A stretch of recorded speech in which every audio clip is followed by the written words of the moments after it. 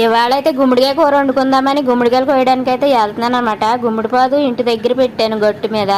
ఈ గట్టు దగ్గర పెడితే ఎక్కడో కాళ్ళలో కాసింది అనమాట. పాకేసింది, అలాగలా పాకేసేసి కాళ్ళలోకి అయితే కాసింది. అక్కడైతే వర్షం నీళ్ళు అనమాట, గేదెలు దొల్లేసినాయి. అక్కడ గొయ్యడిపోయి వర్షం నీళ్ళు అలాగ ఆగిపోయినాయి. ఇంకా కాయలు అయితే పెద్ద పెద్దగా ఉన్నాయి, హైబ్రిడ్ కాయలు కదా, కుళ్ళిపోతాయి మళ్ళీనని చెప్పి ఆ కాయలు అయితే కోసుకొచ్చేద్దామని అయితే వెళ్తున్నాను అనమాట. అంటే మనకి చెరువు నిండిపోతుంది, అంటే చెరువు బాగా గోదా నీళ్ళు అయితే వస్తున్నాయి అనమాట. వర్షం నీళ్ళకి అయితే నిండదు చెరువు, ఇంకా గోదా నీళ్ళు వస్తున్నాయి కాబట్టి నిండిపోద్ది. మళ్ళీ చెరువు కాలం వెళ్ళిపోయిందంటే కాయలు ములిగిపోతాయి కదా. సరేలే కోసేద్దామని చెప్పి అయితే ఇంకా కాయలు అయితే కోసుకొచ్చేస్తున్నాను అనమాట. ఈ కాయలతోటే ఇప్పుడు మనం అయితే గుమ్మడికాయ కూర అయితే చేసుకుందాము. 2 కాయలు అయితే కోస్తున్నాను, ఇంకా ఉన్నాయి కానీ ఆ తుక్కులోకి వెళ్తే భయం వేస్తుంది అనమాట. బాగా గడ్డిలాగా ఉంది కదా, గడ్డి మందు అంతా కొట్టించాను కానీ అక్కడ గడ్డి మందు కొట్టించలేదు. పాదుకు పిందులు ఉన్నాయి ఎందుకులే అని చెప్పి గడ్డి మందు అయితే కొట్టలేదనమాట.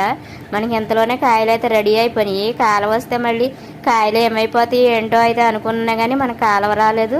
ఈ లోపలనే పాదైతే కాయలు కాసేసింది. ఇంక 2 కాయలు అయితే కోసాను. వీడియో నచ్చితే లైక్ చేయండి.